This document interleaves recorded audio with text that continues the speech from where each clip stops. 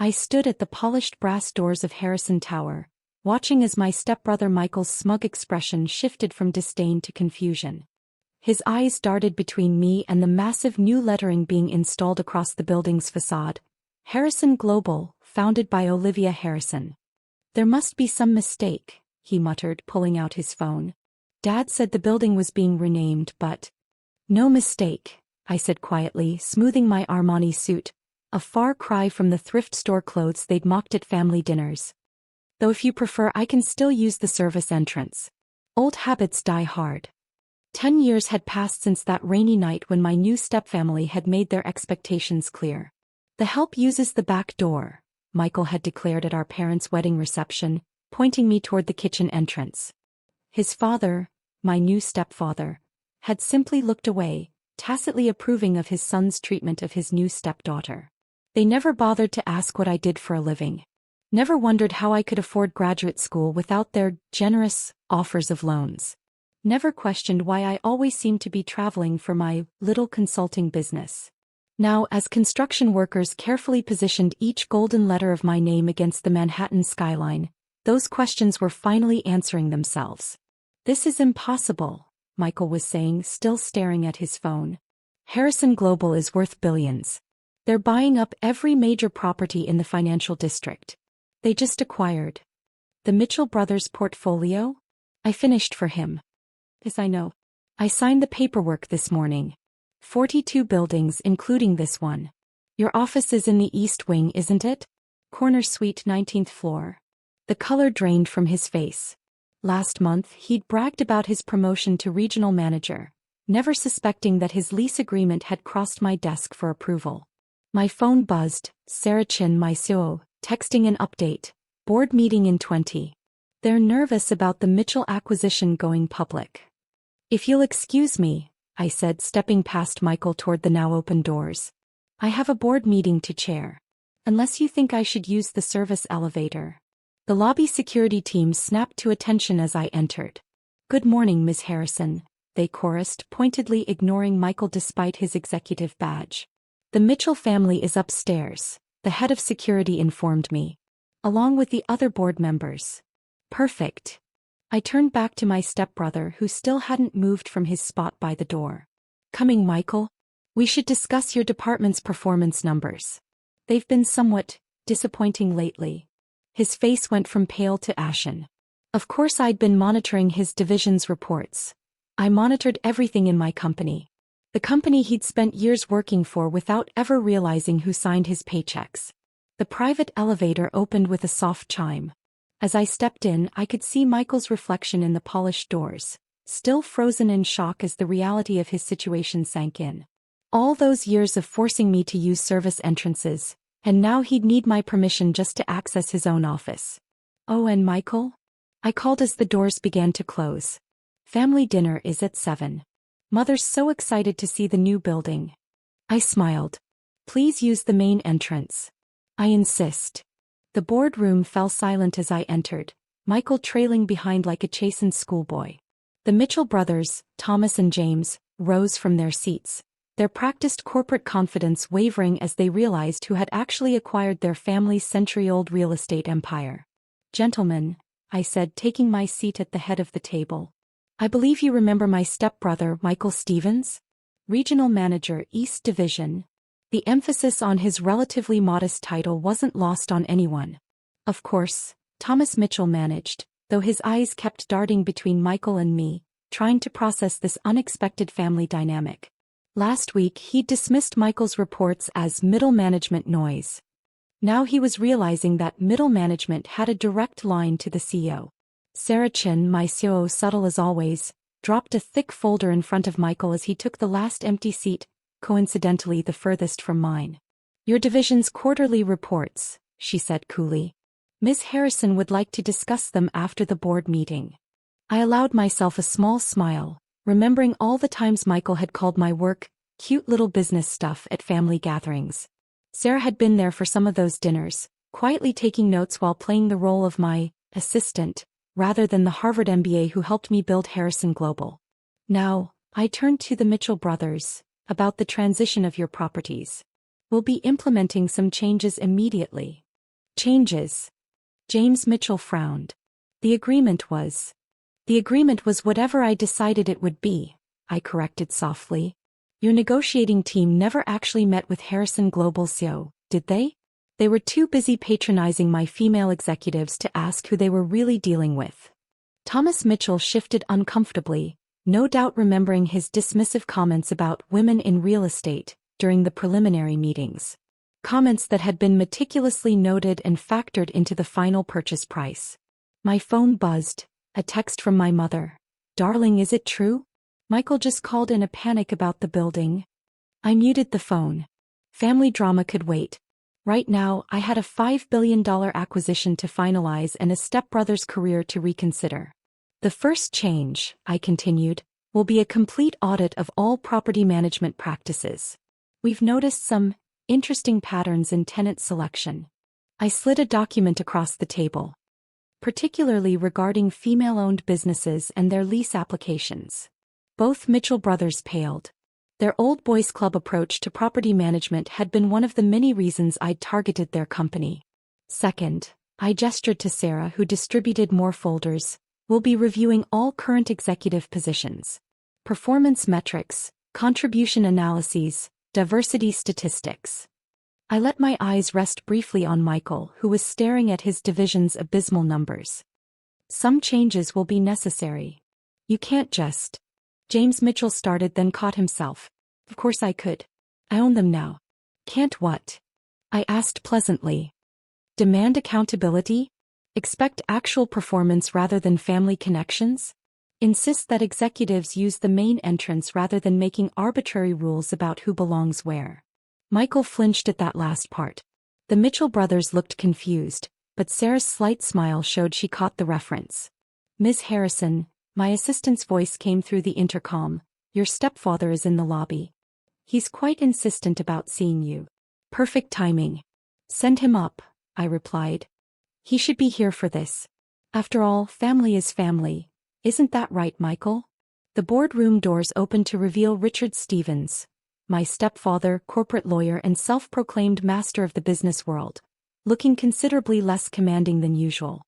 His eyes swept across the room, taking in the Mitchell brothers' tense postures, Michael's evident discomfort and finally, me at the head of the table. Olivia, he managed, his usual patronizing tone replaced with uncertainty. There must be some mistake. Harrison Global is exactly what you see, I finished, gesturing to the chair I'd deliberately left empty beside Michael. Please join us. We were just discussing the company's new direction. Your legal expertise might be enlightening. Richard sank into the chair, his expensive suit suddenly seeming ill-fitting. For 15 years he'd treated me like an unfortunate addition to his perfect family picture. Now he was sitting in my boardroom, surrounded by the empire he'd never bothered to notice I was building. Sarah, I nodded to my COO, would you pull up the Stevens and Partners acquisition proposal? A document appeared on the room's massive screen, a legal firm takeover offer that had crossed my desk last week. Richard's firm. His eyes widened as he recognized his company's confidential information. That's privileged. He started. Not to the owner of your building, I corrected. Or the majority shareholder in your largest client's company. Or the person who's been quietly buying your firm's debt for the past 3 years. The Mitchell brothers were watching with undisguised fascination as the family drama unfolded. They'd spent decades dealing with Richard's firm, never knowing their fate was being orchestrated by his stepdaughter. Your merger proposal is ambitious, I continued, flipping through the documents. Though your firm's valuation seems optimistic. Especially given the pending SEC investigation into certain partner activities. Michael's head snapped up. SEC investigation? Oh yes, I smiled. It seems some of your father's partners have been less than thorough in their client disclosures. My compliance team flagged it months ago. Richard's face had gone from uncertain to ashen. Your compliance team? Harrison Global's compliance team, I corrected. The same team that's been reviewing every major law firm in preparation for our legal services consolidation. Your firm's files made for interesting reading. Sarah changed the screen to show a detailed analysis of Stevens and Partners' vulnerabilities, every ethical shortcut, every questionable billing practice, Every instance of nepotism that had advanced Michael's career while ignoring more qualified candidates. Particularly interesting, I continued, was the pattern of discrimination in your hiring practices.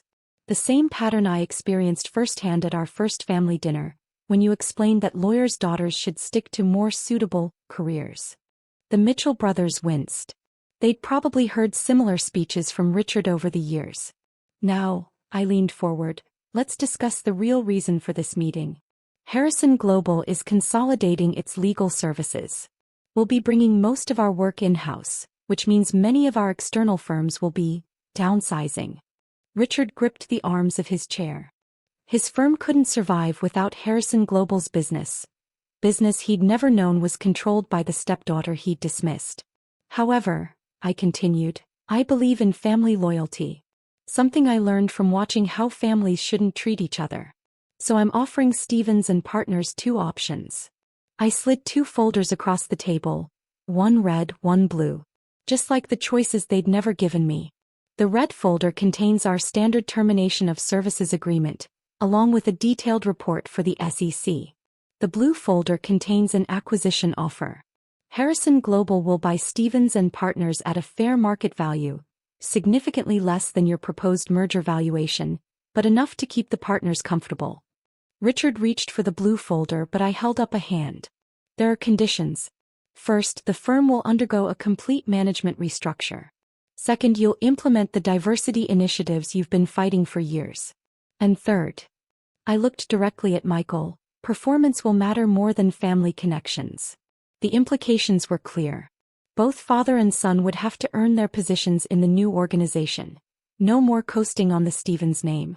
You have until the end of this board meeting to decide, I said, checking my watch. About 10 minutes. Just like the 10 minutes you gave me to clear out my desk when I interned at your firm during college. The silence in the boardroom was deafening as Richard and Michael stared at the folders before them. The Mitchell brothers, sensing they were watching a decade of family drama unfold, sat perfectly still. Sarah kept her eyes on her tablet, though I caught the slight smile playing at her lips. 10 minutes, I repeated, standing to look out over the Manhattan skyline. My skyline now. Though I should mention that Mother is on her way up. She's quite interested in seeing her daughter's new building. Right on cue, the boardroom doors opened again. My mother Catherine swept in, her socialite confidence faltering as she took in the scene. Her husband and son looking shattered, the Mitchell brothers trying to disappear into their chairs, and her daughter commanding it all from the head of the table. Olivia, she whispered. What's happening? Family meeting, I replied calmly. We're discussing Richard's firm. And Michael's future. And all those business dinners you told me I wouldn't understand. Mother sank into a chair, her perfectly manicured hand clutching her signature pearls. But, your little consulting business was never little, Sarah interjected, unable to contain herself any longer. While you were apologizing for her absence at charity galas, Olivia was building the largest private real estate empire in the country. Those galas? We own most of the venues. I held up a hand and Sarah subsided, though her loyalty warmed me. She'd been there through it all, watching as my family dismissed every achievement, minimized every success. 7 minutes, I announced. Though the SEC might be interested in reviewing those files while you decide. Richard finally found his voice. You'd destroy your own family's company? Family. I turned from the window, letting years of controlled anger surface for just a moment. Was it family when you told me to use the service entrance at Michael's graduation party? When you explained to clients that I was just your wife's daughter? When you spent 15 years treating me like an embarrassing footnote in your perfect family story? Michael started to speak, but I cut him off. 5 minutes. And before you decide, you should know that Harrison Global just acquired controlling interest in Continental Insurance.